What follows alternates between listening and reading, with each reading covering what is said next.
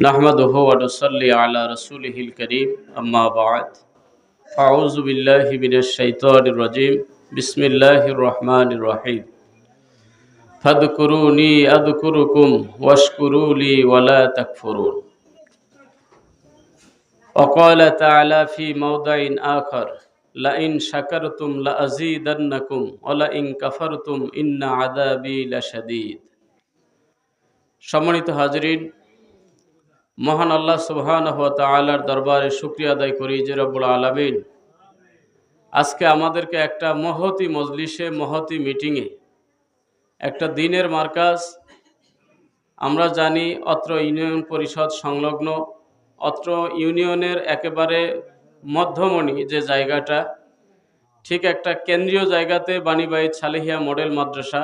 আর এই মাদ্রাসার উদ্যোগে আজকে একটা পরামর্শ মিটিংয়ে আল্লাহ পাক আমাদেরকে কবুল করেছেন। আমরা বসতে পেরেছি দুনিয়ার সমস্ত ঝামেলা থেকে মুক্ত হয়ে।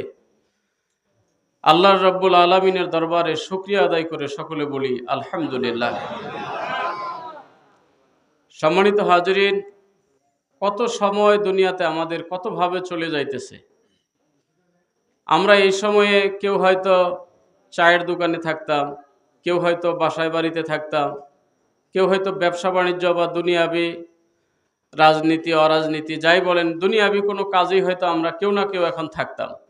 তা আল্লাহর মেহেরবানিতে আপনারা মাদ্রাসাকে ভালোবেসে, মাদ্রাসার দরদ অন্তরে আছে বিধায় আমি মনে করি যে এত গুরুত্বপূর্ণ মানুষগুলো আজকে আলহামদুলিল্লাহ, অনেক আল্লাহওয়ালা মানুষ, অনেক তরিকতের মানুষ এখানে উপস্থিত হয়েছেন, আল্লাহ কবুল করেছেন। তা আমিও আমার অন্তরের অন্তঃস্থল থেকে আপনাদেরকে জানাই আন্তরিক মোবারকবাদ। আজকে আমাদের এই যে বসাটা, জ্ঞানীগুণী ব্যক্তিবর্গ সহ, আলেম ওলামা সহ, সাধারণ জনতা সহ, আল্লাহওয়ালা মানুষ সহ এই যে আমরা বসতে পারলাম, এই বসাটাকে কেন্দ্র করে রব্বুল আলামিন কাল কিয়ামতের ময়দানে আমাদের নাজাতের একটা ওসিলা যেন বানিয়ে দেয়। সকলে বলি আমিন। হাজরিন, শুরুতেই সভাপতি সাহেবের সম্মানিত স্বাগত বক্তব্য দেওয়ার কথা ছিল বা মিটিংয়ের নিয়ম, কিন্তু আমি ভাবলাম যে আমি নালায়েক যেহেতু আপনাদেরকে স্মরণ করেছি, কি জন্য এটা একটু যদি আপনাদের নলেজে না দেওয়া হয় তাহলে হয়তো কথা বলতে একটু কষ্ট হয়ে যাবে। এই জন্য এখানে যত কমিটির সদস্য আছেন, উপদেষ্টা মণ্ডলী আছেন, কার্যকরী সদস্য যারা আছেন, সকলেই কথা বলতে দিলে তো অনেক রাত হয়ে যাবে। মাঝে মাঝে আমরা সবার পরামর্শই কিছু মানুষের পক্ষ থেকে শুনবো ইনশাআল্লাহ। সর্বপ্রথমে আমি আপনাদের সামনে উল্লেখ করেছি, আল্লাহ পাক রব্বুল আলামিন কালামুল্লাহ শরীফে ইরশাদ ফরমান, ফাযকুরুনি আযকুরুকুম ওয়াশকুরুলি ওয়ালা তাকফুরুন। যে বান্দা, তোমরা আমি আল্লাহর জিকির করো, আমি তোমাদের জিকির করব। সুবহানাল্লাহ বলেন। এটা কার কথা? আল্লাহ পাক নিজে বলতেছেন যে তোমরা যদি আমার জিকির করো, আমি আল্লাহ তোমাদের জিকির করব। কত মারাত্মক একটা কথা। এখানে মুফাসসিরিনে কেরাম, আমরা যদি ওয়াজের ভাষায় এখন বলতে থাকতাম তাহলে এই আয়াতের ব্যাখ্যা করতে 2-1 ঘন্টা লাগতো। এখন সংক্ষেপ কথা হলো, মুফাসসিরিনে কেরাম এখানে ব্যাখ্যা করেছেন যে আল্লাহ জিকির করবে আমাদের, আমরা আল্লাহর জিকির করব। এটা কেমনে? এটার সঠিক বা সহজ সংক্ষেপ ব্যাখ্যা হলো, আমরা তো পৃথিবীতে গুনাহগার। কি ভাই? নিজেরা কথা বলা যাবে না, পিছনে ভাই 2-1 জন কথা বলতেছেন। আমরা যে গুনাহগার সকলে, এতে কি কোনো সন্দেহ আছে? ছোট বড়, আলেম মুফতি মুহাদ্দিস শাইখুল হাদিস যাই বলেন না কেন, কম বেশি ভুল সবার জীবনে আছে। আমি মুখলেস, আমার জীবনেও ভুল আছে, গুনাহ আছে। তে হাজিরিন, আমরা আল্লাহর জিকির করব। আল্লাহ বলেন আল্লাহ আমাদের জিকির করবে। এখানে সহজ ব্যাখ্যাটা হলো, আমরা জিকির করি গুনাহ নিয়ে, অর্থাৎ আল্লাহ আপনি আমাদেরকে মাফ করেন। এটাই তো আমাদের ভাষা। ইয়া আল্লাহ, ইয়া রহমান, ইয়া রহিম, ইয়া গফুর, ইয়া সালাম, ইয়া করিম, এগুলো হলো আমাদের ডাকের ভাষা। অর্থাৎ আল্লাহ আপনি শান্তিদাতা, আল্লাহ আপনি মুক্তিদাতা, আল্লাহ আপনি রিজিক দাতা, আল্লাহ আপনি ক্ষমতা দেওয়ার মালিক, আল্লাহ আপনি নেওয়ার মালিক। এটা কে পারে ভাই? একমাত্র কুলিল্লাহুম্মা মালিকাল মুলক তুতিল মুলকা মান তাশা ওয়া তানজিউল মুলকা মিম্মান তাশা ওয়া তুইজ্জু মান তাশা ওয়া তুদিল্লু মান তাশা বিয়াদিকাল খায়র ইন্নাকা আলা কুল্লি শাইইন কাদির। তা হাজিরিন, আল্লাহ পাক বলেন আল্লাহ যাকে ইচ্ছা রাজত্ব দেন, আবার আল্লাহ পাক যার থেকে ইচ্ছা রাজত্ব ছিনায় নেন। কি বলেন? এটা কে পারে? একমাত্র আল্লাহ পাক রব্বুল আলামিনই পারে, এটা আর কেউ পারে না। তা আমরা বিশ্বাস করি, আল্লাহকে ডাক দিয়ে আমাদের গুনাহ নিয়ে, আল্লাহ দয়া করে আপনি আমাদেরকে মাফ করে দেন। আর আল্লাহ পাক রব্বুল আলামিন তখন আমাদের জিকির করে কিভাবে? যে বান্দা তুমি এসেছিলে গুনাহ নিয়ে, আমি তোমার কাছে আসলাম মাগফিরাত নিয়ে, অর্থাৎ ক্ষমা নিয়ে। সুবহানাল্লাহ বলেন। আমরা বলি আল্লাহ মাফ করে দেন, আর আল্লাহ বলে বান্দা আমি তোরে মাফ করে দিলাম। এই হলো আমাদের জিকির এবং আল্লাহর জিকির। আমরা গুনাহ নিয়ে আল্লাহরে ডাক দেই, আর আল্লাহ ক্ষমা নিয়ে আমাদেরকে ডাক দেন। আলহামদুলিল্লাহ। তা হাজিরিন, এরপরে আল্লাহ পাক বলেন ওয়াশকুরুলি ওয়ালা তাকফুরুন, খবরদার তোমরা আমার শুকরিয়া আদায় করো, কিন্তু কখনো অকৃতজ্ঞ হইও না। যে যে হালতে আছি, আল্লাহ আমাদের যাকে যে অবস্থানে রাখছে সেখান থেকেই কি করব? একটু কথা বলি, কি করব? আমরা শুকরিয়া আদায় করব, কখনো অশুকরিয়া করব না, কখনো কুফরি করব না, অকৃতজ্ঞ হব না। তাহলে খুশি হবে কে? আল্লাহ বলে লাইন শাকারতুম লা আযীদান্নাকুম, যদি তোমরা শুকরিয়া করো আমি আল্লাহ তোমাদেরকে আরো নিয়ামত বাড়াইয়া দিব। আলহামদুলিল্লাহ বলেন। তাহলে আমরা যে যা পেয়েছি আল্লাহর পক্ষ থেকে, খুশি না বেজার?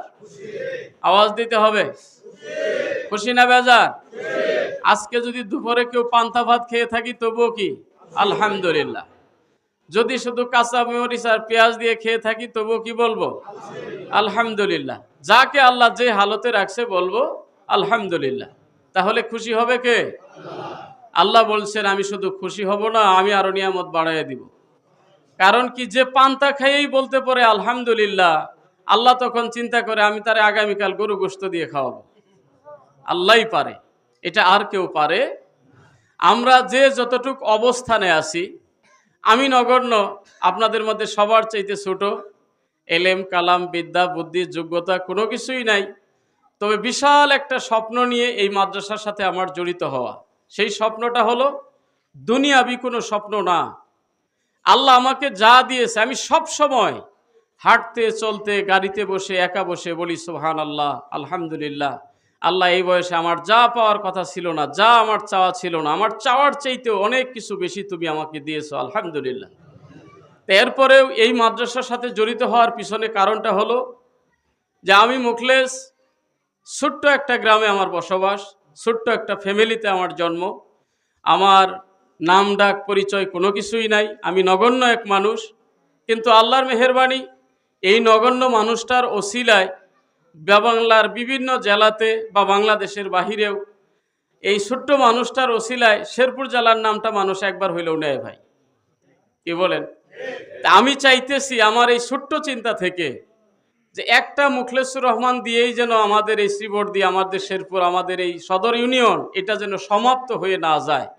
আল্লাহ পাক যেন এই মাদ্রাসা থেকে আরও কিয়ামত পর্যন্ত যদি মাদ্রাসাটা চালু থাকে, আশা করি এই এলাকা থেকে আরো হাজারো প্রদীপ জ্বলবে ইনশা, আরো হাজারো বাতি জ্বলবে ইনশা আল্লাহ। যদি আমার বাগান থাকে সেখান থেকে আমি ফুলও পাবো, ফলও পাবো, ঠিক কিনা?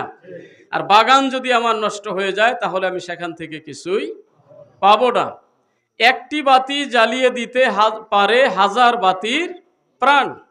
একটা মোমবাতি যদি আপনি এক জায়গায় জ্বালান, একটা বাতি যদি জ্বালানো থাকে, আর প্রতিবেশী কেউ এসে যদি বলে আপনার এই আলো থেকে আমি একটু আলো নিতে চাই, আপনার চুলায় যদি আগুন ধরে, সেখান থেকে যদি আরেকজনে আগুন নিতে যায়, ওনার একটু উপকার হবে না ক্ষতি হবে? উপকার তো হবে, আবার আপনার কোনো ক্ষতিও হবে। একটা বাতি জ্বালিয়ে দিতে পারে হাজার বাতির প্রাণ। আমাদের একজন কবি বলেছেন, যুগ জামানা পাল্টে দিতে। এই ছেলেগুলো একটু বসায় দেন তো, বাহিরে অনেকে চিল্লাচিল্লি করতেছে। সবাই বলি না, একজনে বলি, যুগ জামানা পাল্টে দিতে চাই না অনেক জন, এক মানুষেই আনতে পারে জাতির জাগরণ। কথাটা কি আমরা বিশ্বাস করি? হযরত উমর ফারুক রাদিয়াল্লাহু তাআলা আনহুর মতো একজন মানুষ অর্ধ জাহানের বাদশাহী করেছেন। তিনি এই অর্ধ পৃথিবীটাকে তারের মতো টনটনা করেছিলেন। কিসের কারণে? ওনার ছিল ন্যায়পরায়ণতা, ওনার ছিল বিচক্ষণতা, ওনার ছিল দক্ষতা, ওনার ছিল যোগ্যতা, পাশাপাশি সবচাইতে বড় যে শক্তিটা ছিল সেটা ছিল তাকওয়ার শক্তি। সুবহানাল্লাহ বলেন। তাকওয়ার শক্তিটা ছিল সবচাইতে বেশি। নিজে নিজের জবাবদিহিতা করতেন।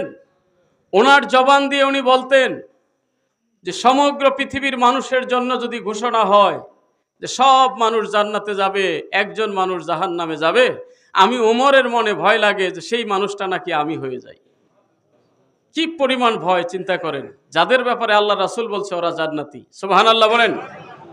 আবার এটাও তিনি শুকরিয়া করে বলেছেন, আল্লাহ পাক যদি বলে সমগ্র পৃথিবীর মানুষ জাহান্নামে যাবে, একজন মানুষ জান্নাতে যাবে, আমি ওমর আল্লাহর কাছে আশা করি সেই লোকটা হব আমি।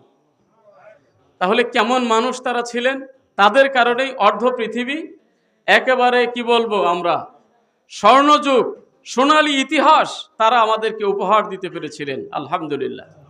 তা আমার ভাইয়েরা, এই মাদ্রাসা থেকে প্রত্যেক বছর 5 জন, 10 জন, 20 জন, 100 জন ছাত্র বের হয়ে যাক, এটা আমরা চাই কি চাই না? কথা বলেন, চাই কি চাই না? হ্যাঁ, এলাকায় বহু মাদ্রাসা আছে। আমাদের দহের পাড়েও একটা হাফেজি মাদ্রাসা আছে না নাই? বাক্সাবাইদে আছে না নাই? করিপাড়া আছে, বাগবেরে আছে, বালুঘাটে আছে, সব গ্রামে আছে। ফকিরপাড়া আছে, শিমলচারা, কৃষ্ণচূড়া, সব জায়গায় আছে। এরপরেও এই মাদ্রাসাটার নামটাও যেমন একটু ব্যতিক্রমী, বাণীবাই সালেহিয়া মডেল মাদ্রাসা। মডেল মানে কি? আদর্শ। আরবি যদি এটা আমরা নেই তাহলে উসওয়া, সুন্নাহ, যেটা আপনি বলেন। আমার ভাইয়েরা, এই মডেল মাদ্রাসাটা এটা কেন আদর্শ একটা মাদ্রাসার নাম দেওয়া হয়েছে? খুব চিন্তা ভাবনা করে কয়েকজন আলেমকে সাথে নিয়ে। উদ্দেশ্যটা হলো এই, এখান থেকে যেন এলেম হাসিল করার পরে, এখান থেকে একজন ছেলে শিক্ষা নেওয়ার পরে ও কোনো জায়গায় গিয়ে আটকায় না যায়। সেটা বলবেন কেমনে? একজন ছেলে যদি হাফেজ হয়, একজন ছেলে যদি দাওরা পাশ করে, সে কি আটকায় যায়? না, কেউ আটকায় না। আমি বলছি জাগতিক দিকটা। আমরা এখনো অনেক ভুলের মধ্যে আছি। অনেকে মনে করি মাদ্রাসা বলতেই যদি মাদ্রাসায় পড়ালেখা করে তাহলে মসজিদের ইমামতি ছাড়া আর কোনো বুদ্ধি নাই। এই বুদ্ধি, এই চিন্তা এখনো আমাদের নলেজে আসে না নাই? কথা বলেন ভাই। মনে করি যে মাদ্রাসা পড়লে ইমামতি করা ছাড়া আর কোনো বুদ্ধি নাই। আবার এটাও মনে করবেন না ইমামতির পথটাকে আমি খুব ছোট করে দেখতেছি। কারণ আমাদের চিন্তা, বাংলা একটা কথা ছোটবেলা থেকেই শুনে এসেছি, মোল্লার দৌড় মসজিদ পর্যন্ত। কথা কোন পর্যন্ত? মসজিদ পর্যন্ত। আমি বলবো না, এখন মোল্লার দৌড় বাংলাদেশের সবচাইতে বড় যে ভার্সিটি, সেই ভার্সিটি পর্যন্ত আজকে মোল্লার দৌড়। সুবহানাল্লাহ বলেন। এমনকি আপনি জরিপ করে দেখবেন, বর্তমান ঢাকা বিশ্ববিদ্যালয়ের মতো জায়গাতেও মাদ্রাসার ছাত্ররা চান্স পাইতেছে বেশি। এর পিছনে কারণটা কি? সহজ কথা হলো, কি আর কেউ আসছে? জি, তাহের ভাই সামনে আসেন। আলহামদুলিল্লাহ, আমাদের অত্র ইউনিয়ন বিএনপির সম্মানিত সেক্রেটারি উনিও এসে গেছেন, আলহামদুলিল্লাহ বলি।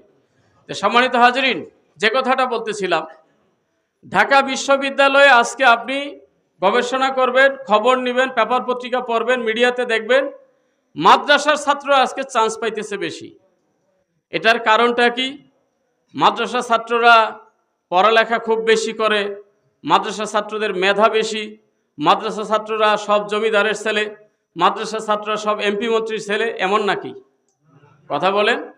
তুলনামূলকভাবে আমরা দেখব, একটা গ্রামে যদি 10 জন ছাত্র থাকে, 5 জন স্কুল, 5 জন মাদ্রাসার, এই 5 জন দেখবেন গরিব ছাত্রগুলাই কিন্তু মাদ্রাসায়, নাকি?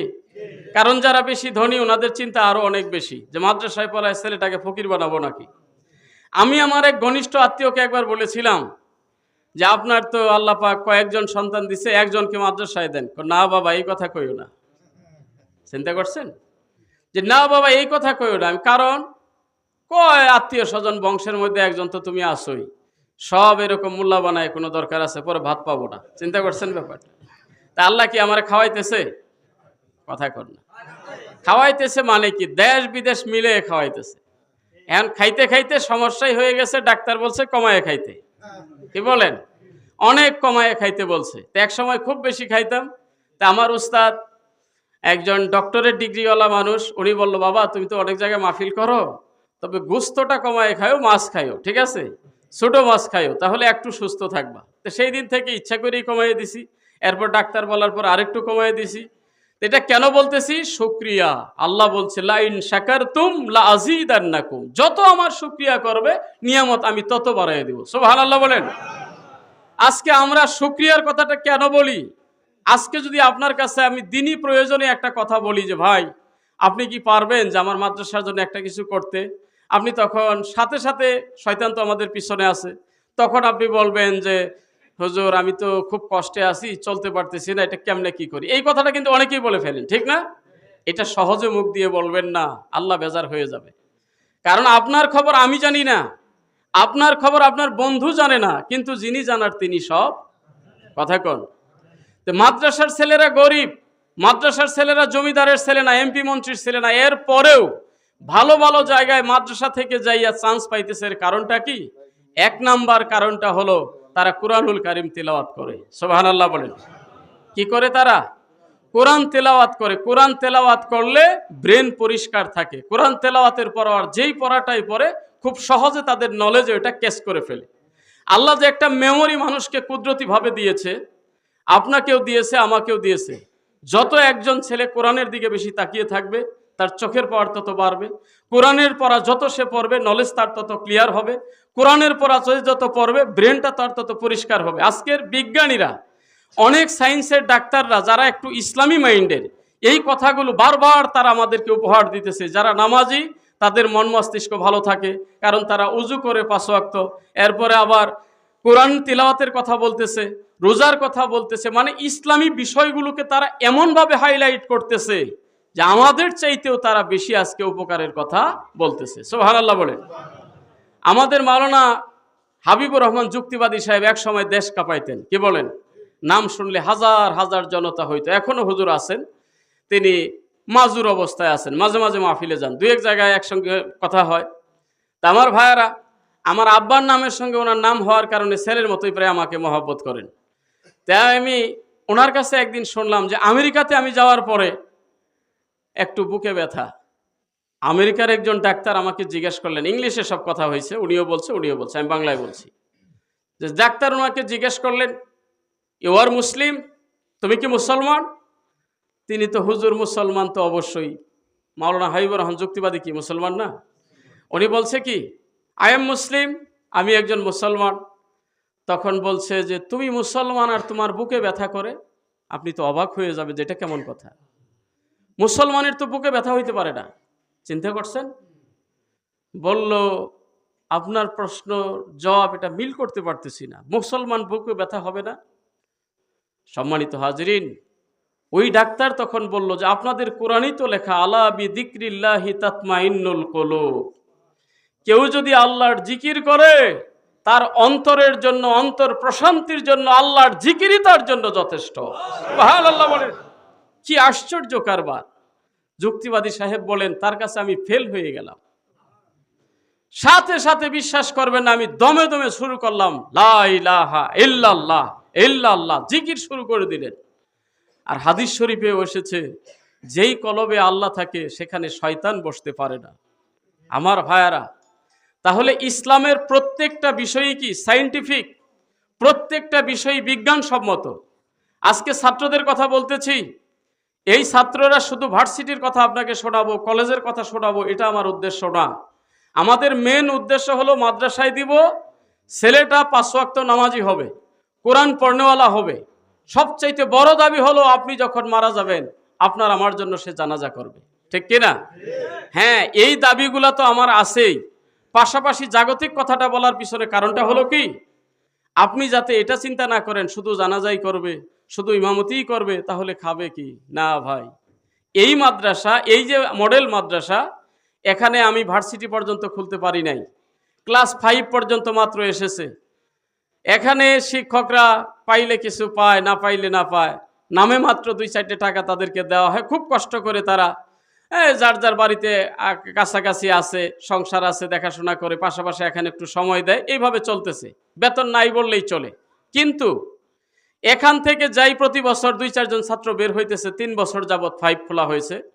তো এই ছাত্রগুলো আমাদের শ্রীবর্দী আইডিয়াল স্কুলে 6-এ ভর্তি হয়েছে এখান থেকে যায়। এটা কি আপনার জন্য খুশির সংবাদ না? কারণ যে মনে করবেন যে মাদ্রাসা পড়লে যে ইংলিশ বুঝবে না, মাদ্রাসা পড়লে বাংলা বুঝবে না। আপনি আনেন প্রাইমারি স্কুলে একজন 5-এর ছাত্র আর আমার মাদ্রাসার 5-এর ছাত্র, আপনি বসায় দেন, বেশি না পারলেও সমান সমান পারবে ইনশাআল্লাহ। অথচ ওই বাংলা, ইংরেজি, ম্যাথমেটিক্স যাই বলেন, জিওগ্রাফি, ওগুলোর পাশাপাশি তার কিন্তু আরো অনেক সাবজেক্ট বেশি। কোরআন আছে, হাদিস আছে, ফিকা আছে, এরপরে মাসআলা মাসাইলের অনেক কিছু ঠিক করার পরে বাকি সাবজেক্টগুলো মাদ্রাসার ছাত্র পড়ে এরপরে তাকে ভার্সিটি যাইতে হয়। এরপরেও মাদ্রাসার সাবজেক্ট, স্কুলের সাবজেক্ট সব মিলাইয়া পড়ার পরেও ভার্সিটিতে আজকে যাই আপনি খবর নিয়ে দেখেন মাদ্রাসা ছাত্রদের চান্স বেশি। সুবহানাল্লাহ বলেন। বিগত 2 বছর আগে ঢাকা বিশ্ববিদ্যালয়ের একজন শিক্ষক, আমি নাম বলবো না, উনি বলেই ফেলেছিলেন যে মাদ্রাসার ছাত্ররা যেভাবে চান্স পাইতেছে এরা তো আস্তে আস্তে ঢাকা বিশ্ববিদ্যালয়টাকে মাদ্রাসা বানায় ফেলবে। মানে ওনার খুব ভয় লাগতেছে, এটা একটা নাস্তিক, ও ভয় পাইতেছে।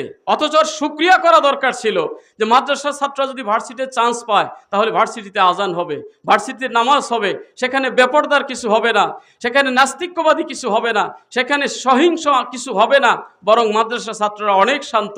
কথা বলেন ঠিক কিনা? আপনি ইফটিজিং এর খবর যদি নেন অত্র এলাকা, হ্যাঁ ভুল ত্রুটি মানুষের ভিতরে আছে, 2-1 জনের কারণে 10 জনকে দোষী করা যাবে না। আমি মুখলেসের ভুল থাকতে পারে, আমার পাপ থাকতে পারে, আমার গুনাহ থাকতে পারে, কিন্তু আমার কারণে আরো 10 জন আলেমকে আপনি গালি দিতে পারবেন না। হুকমুল আকসারে কুল, একটা নিয়ম কথা আছে, অধিকাংশের হুকুমই হলো কি হুকুম। আপনি দেখেন এলাকাতে যারা ইফটিজিং করে মাদ্রাসা ছাত্র কয়জন? মনে দুঃখ নিয়ে না, অনেক যুবক ভাই এখানে আছেন নেশার সাথে জড়িত থাকতে পারেন, কিন্তু এত এলাকায় কয়টা ছেলে আছে মাদ্রাসায় পড়ে এরা নেশা করতেছে? কয়টা ছেলে আছে এ পর্যন্ত শিক্ষককে তালা লাগায় রাখছে? কয়টা শিক্ষক আছে, ছাত্র আছে এ পর্যন্ত চেয়ারম্যান সাহেবের সঙ্গে বেয়াদবি করছে, কোনো রাজনৈতিক নেতার সঙ্গে বেয়াদবি করছে? সব আপনি খবর নিয়ে দেখবেন অধিকাংশই হলো আমাদের জেনারেল শিক্ষা থেকে। কথাটা ঠিক না বে ঠিক?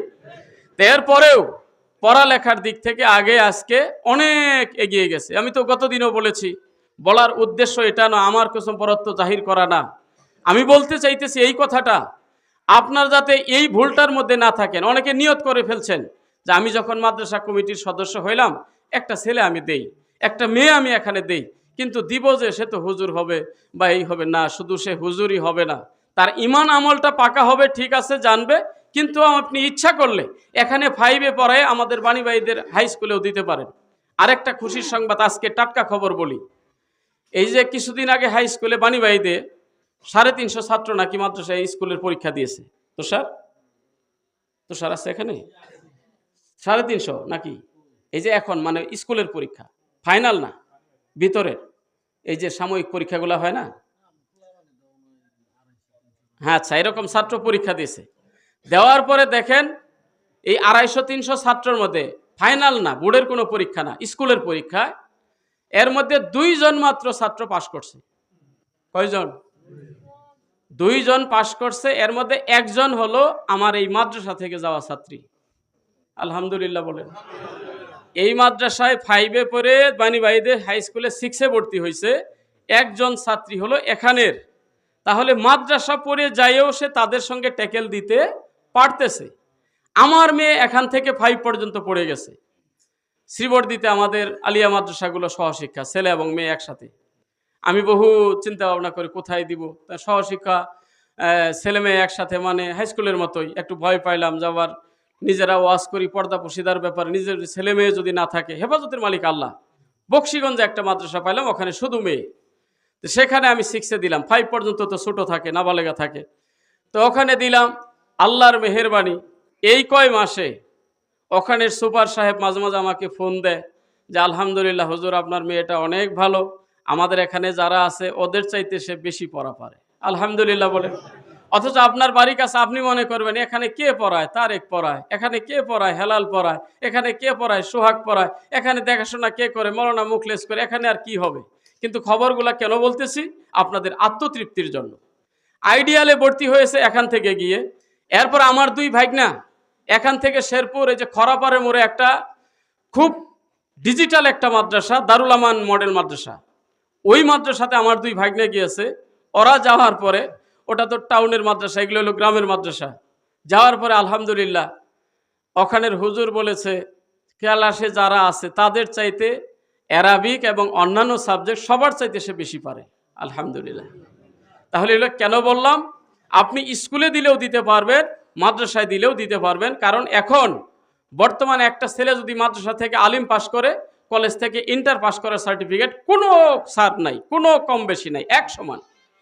মাদ্রাসা থেকে কেউ যদি কামিল পাস করে, সে এমএ পাস করার সমমান যোগ্যতা পেয়ে যাইতেছে। এমনকি মাদ্রাসাগুলোতে আজকে অনার্সও খোলা হয়েছে, মাস্টার্সও খোলা হয়েছে, আলহামদুলিল্লাহ বলেন। তাহলে কি আমাদের দুশ্চিন্তার কোনো কারণ আছে ভাই? একটু কথা বলেন। আমি কি কষ্ট দিতেছি আপনাদেরকে? দুশ্চিন্তার কোনো কারণ নাই, বরং আপনার লাভ হলো একটা, এই যে বুনিয়াদি এলেম ছোটবেলায় 5 পর্যন্ত তাকে দিয়ে দিলেন, এই ছেলেটা সহজে আপনার সঙ্গে বেয়াদবি করবে না, আপনার কাছে বিড়ি কেনার টাকা চাবে না, আপনার কাছে গাঞ্জা কেনার টাকা চাবে না। আপনি বিশ্বাস করবেন, ফেসবুক যারা চালান যুবক বন্ধুরা, মিডিয়া যারা দেখেছেন, গত 2 সপ্তাহ আগে 30 সালে এক নেশারু ছেলে, নেশাখুর ছেলে, এক ছেলে মা এবং বাবা দুইজনকেই জবাই করছে, এক ছেলে মিলে মা এবং বাবা দুইজনকেই জবাই করছে, মাত্র একটা ছেলে। মায়ের কাছে প্রথমে বলছে, মা টাকা দাও। কিসের টাকা? গাঞ্জা কিনতে হবে। কোনো মায়ে কি, যতই ছেলে খারাপ হোক, গাঞ্জা কেনার টাকা কেউ কাকে দেয়? মানে খাইতে খাইতে এত বেশি মাতাল হয়ে গেছে, মায়ের কাছে ডাইরেক্ট যায় গাঞ্জা কিনে টাকা চাইছে, টাকা দেয় নাই, ঘরে দাও ছিল, কুবায় মায়ের মেরে ফেলছে। একটু পরে বাবা গেছে ফিরাইতে, বাবারও কুবায় মেরে ফেলছে। মারার পর এখন কি করবে? মাথা তো নষ্ট। মা বাবা দুইজনকেই ঘরের মধ্যে গর্ত করে কবর দিয়ে পুঁতে, এরপর আবার ট্রাং, ঘরের যে বড় ট্রাং থাকে, এই ট্রাংটা টাইনে চাপায় রাখছে। সুই বিকাল বেলায় ওর ছোট বোন, এই ছেলের বোন, উনাদের মেয়ে অন্য বাড়িতে বিয়ে হয়েছে, ও ফোন দিছে। ফোন দেওয়ার পরে বলছে যে, মা কোথায়, একটু দেও তো, কথা বলবো। কয়, আমি বাহিরে আছি। তো কখন বাড়ির যাবা? সন্ধ্যার পরে। সন্ধ্যার পরে আবার ফোন দিছে, বাবা কোথায়? আমি দূরে আছি, এখন কথা বলতে পারবো না। মানে কথা কেমন কেমন জানি লাগতেছে। আরে ভাই, আমরা বেইনসাফি করি, ছেলেদের তুলনায় মেয়েদের তুলনায় ছেলেদেরকে প্রাধান্য দেই, এমন বাবা মা আছে না? মেয়েদেরকে আদর করতে চায় না। কিন্তু বাবা মা যে মারা গেছে এই খবর দেওয়া লাগে নাই, মেয়ের মনে এমনিই ধাক্কা লাগছে। তিনি আসছে, আসার পরে বলতেছে, মা বাবা কোথায়? সে বলে না কিছু, কিন্তু ঘরের আঙ্গিনার ভিতরে যায়, দেখে 2-1 জায়গায় রক্ত ছিটাছিটি পড়ে আছে। রক্ত দেখার পরে তিনি ঘরে গেলেন, ঘরও এলোমেলো লাগতেছে। পরে দেখে ট্রাং তো এই জায়গায় ছিল না, ট্রাং তো আরেক জায়গায় ছিল। ট্রাঙ্গের নিচে দেখে ওর মায়ের হাত সামান্য মাটি থেকে বের হয়ে আসে। আল্লাহ, মা বাবা দুইজনকেই জবাই করে ফেলছে, একমাত্র ছেলে নেশাখুর ছেলে। আমার ভাইয়েরা, নিজে বাঁচার জন্য আল্লাহ বলেছে, কু আনফুসাকুম ওয়া আহলিকুম নারা, তুমি নিজে বাঁচো এবং তোমার আহলকে দুজকের আগুন থেকে বাঁচাও। বাঁচার জন্য ছেলেটাকে আপনি দ্বীনি শিক্ষায় শিক্ষিত করেন। আর করলেই এমন হবে না মোল্লাগিরি করতে হবে। আপনি প্রাথমিক শিক্ষাটা অন্তত 5 পর্যন্ত তাকে পড়ান, কোরআনটা সহি শুদ্ধ পড়বে, 20টা হাদিস মুখস্থ জানবে, মানুষকে সম্মান করতে হয় এটা জানবে, কাকে কি পদমর্যাদা দিতে হয় এটা জানবে। এরপরে আপনি হাই স্কুলে দেন, লাগলে এসএসসি বা দাখিল পর্যন্তই পড়ান, আরেকটু জানলো, অথবা শেষ পর্যন্ত পড়াইলেও আপনি ঠকবেন না। আমার বন্ধু বান্ধব রাজশাহী বিশ্ববিদ্যালয়ের প্রফেসর আছে, আমার বন্ধু বান্ধব বড় বড় কলেজের প্রফেসর আছে, আমার বন্ধু একজন দারুন নাজাতের ছাত্র এই প্রধানমন্ত্রীর কার্যালয়ে চাকরি করতেছে, প্রধানমন্ত্রীর কার্যালয়ে। আমাকে বলবেন, আপনি মনে হয় ওই ধরনের কিছু না। আমি গতদিনও বলেছি, উৎসাহের জন্য, অহংকারের জন্য না। আমার জীবনে কোনো ফেলও নাই, আমার জীবনে কোনো সেকেন্ড ডিভিশনও নাই, আল্লাহর মেহেরবানি সব ফার্স্ট ইয়ার। এরপরেও আমি চেয়েছিলাম যে আমি হুজুরগিরি ধরে রাখবো। বুঝতে পারছেন ব্যাপারটা? সব সার্টিফিকেট থাক আমার ট্রাঙ্গের ভিতরে, দরকার নাই। আমার মায়ের নিয়ত, আমার বাবার নিয়ত, বিশেষ করে আমার দাদার ওসিয়ত ছিল। আমি যখন এখান থেকে 5-এর পাশ করি, প্রাইমারি, এই দহেরপাড় প্রাইমারি থেকে, হাই স্কুলের ওই সময়ের অনেক স্যাররা আমার দাদারে ধরছিল যে ওর মেধা খুব ভালো, সবসময় ফার্স্ট বয়, আমাদের হাই স্কুলে দিয়ে দেন, ছেলেটারে মাদ্রাসা দিয়ে ওর ব্রেন্ডারে নষ্ট করবেন বা ওর মেধাটাকে একবারে নিচে নামায় দিবেন। ওনারা ভালোর জন্যই বলছিল। কিন্তু আল্লাহর মেহেরবানি, মাদ্রাসা থেকে কি আল্লাহ আমাকে কি উপরে উঠায় নাই ভাই? কথা বলেন।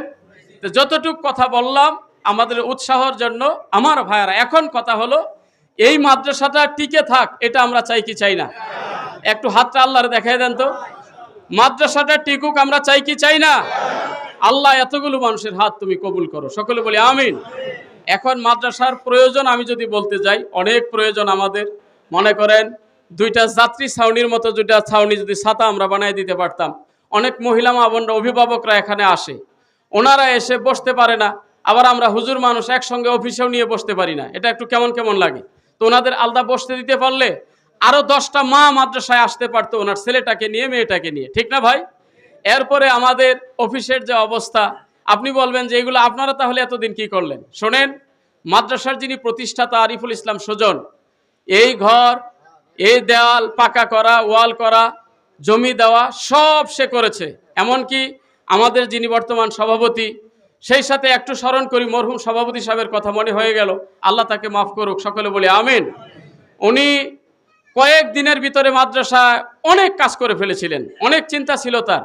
এমনকি আমরা বোর্ডিংটা চালু করলে প্রায় 1 মাসের বেতন তিনি দিয়ে দিতেন, 20-30 হাজার টাকা, এমনও বলেছিলেন। কিন্তু আল্লাহ পাক তাকে নিয়ে গেছে। নিয়ে যাওয়ার কারণে উনি লস করেন নাই।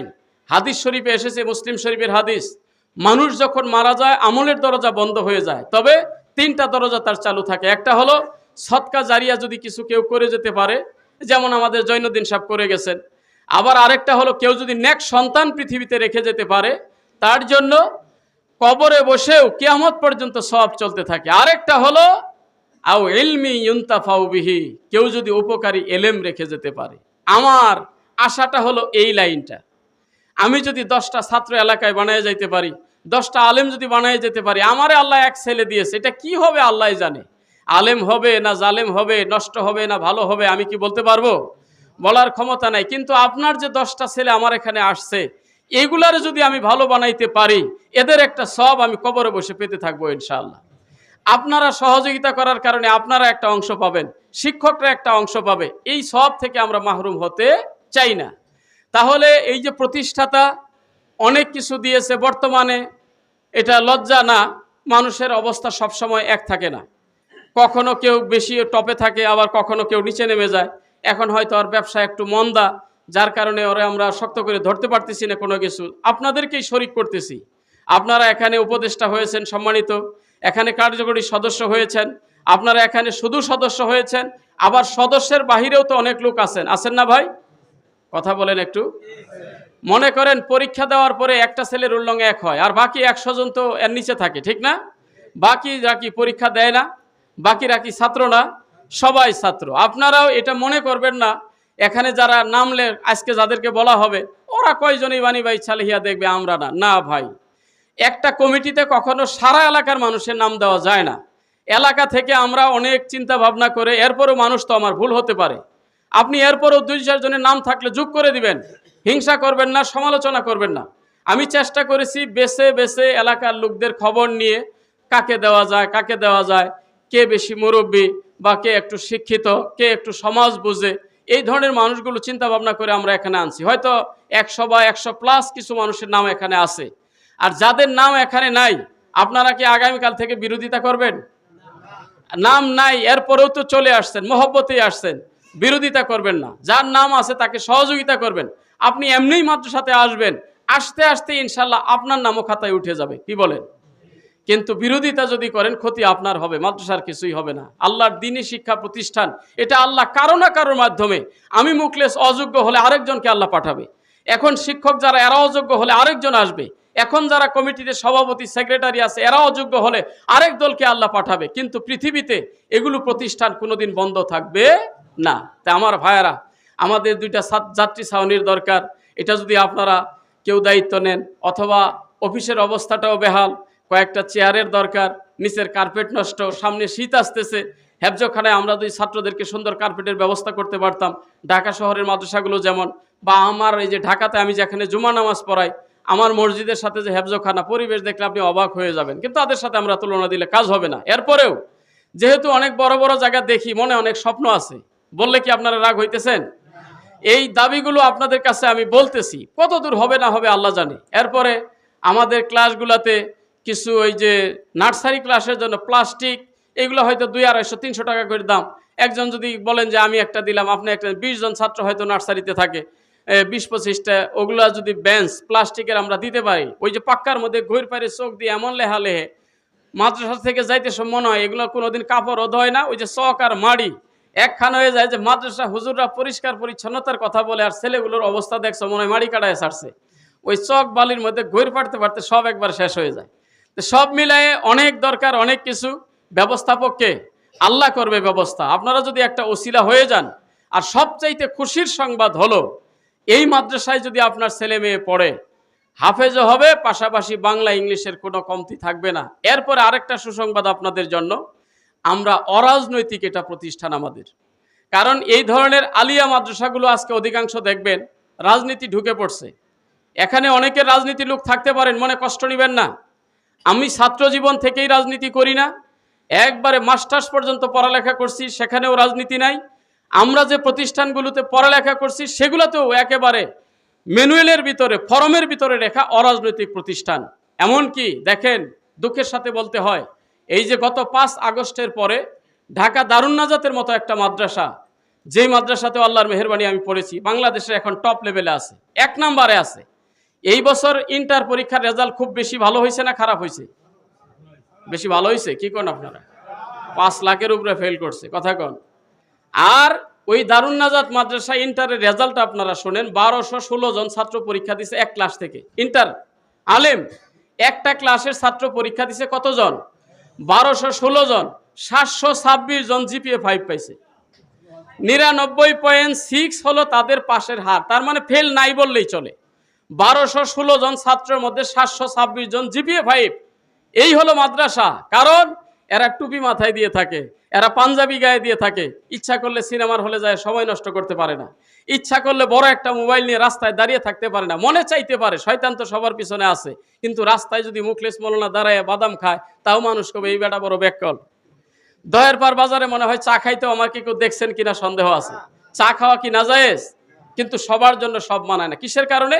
এই লেবাসের কারণে, এই টুপির কারণে, এই দাড়ির কারণে। তা আমি আপনাদেরকে অনুরোধ করব, আপনারা যে যেভাবে পারেন মাদ্রাসার সাথে জড়িত থাকবেন, রেজাল্টও ভালো হবে। আরেকটা সুসংবাদ হলো, আমাদের এখানে কি কোনো রাজনীতি, আমার কোনো শিক্ষক যদি কোনো রাজনীতির সাথে, সেটা হোক ইসলামী রাজনীতি, হোক জেনারেল রাজনীতি, কোনো রাজনীতি আমার শিক্ষকরা কেউ করতে পারবে না, এটা আমাদের ফরমে লেখা আছে। এমনকি রাজনীতি যদি প্রমাণ হয়, আমরা সাথে সাথে তাকে মাদ্রাসা থেকে বহিষ্কার করবো। আপনারা রাজি এতে? কমিটির আপনারা কি সবাই একমত? আমরা মাদ্রাসায় রাজনীতি ঢুকতে দিব না ইনশা। আমিও ছাত্র জীবনে নাই, এখনও কোনো রাজনীতির সাথে জড়িত। কারণ দিনী প্রতিষ্ঠান এটা। আমার আশা, আমার বিশ্বাস, এখানে বিএনপির ভাইয়েরা আছে, এখানে আওয়ামী লীগের ভাইয়েরা আছে, জামাতেরও থাকতে পারে, জাতীয় পার্টির থাকতে পারে। সম্মিলিতভাবে সবাই কাজ করবেন, সবাই কমিটিতে থাকবেন, কিন্তু এখানে রাজনীতি প্রতিষ্ঠিত করা, কি বলেন, নাকি কষ্ট নিতেছেন আপনারা? রাজনীতি প্রতিষ্ঠিত করা যাবে না। সব দলের লোক নিয়ে আমি আগাবো। এরপরে আরেকটা শেষ কথা হলো, আমরা আকিদায়ে আহলে সুন্নাত ওয়াল জামাত। আহলে সুন্নাত ওয়াল জামাত, এরা জামাতও করে না, শিবিরও করে না, তাবলিগ জামাত করে না, চরমনাই করে না, অন্য কিছু করে না। এরা হলো অরাজনৈতিক একটা দল। মাদ্রাসায় পড়ালেখা করবে, যোগ্যতা তৈরি করবে, এরা নবীরে ভালোবাসবে, মিলাদ পড়বে, নবীরে সালাম দিবে। রাগ হইলেন? রাগ হইলেন? আপনারা কি একমত আছেন? এই হলো আমার কথা। সংক্ষেপে হয় নাই, মনে হয় একটু বেশি হয়ে গেছে, মাপ চেয়ে নিলাম। এরপরে আমাদের সভাপতি সাহেব স্বাগত বক্তব্য দিয়ে এরপরে মেহমানদের কথা আমরা শুনবো ইনশাআল্লাহ।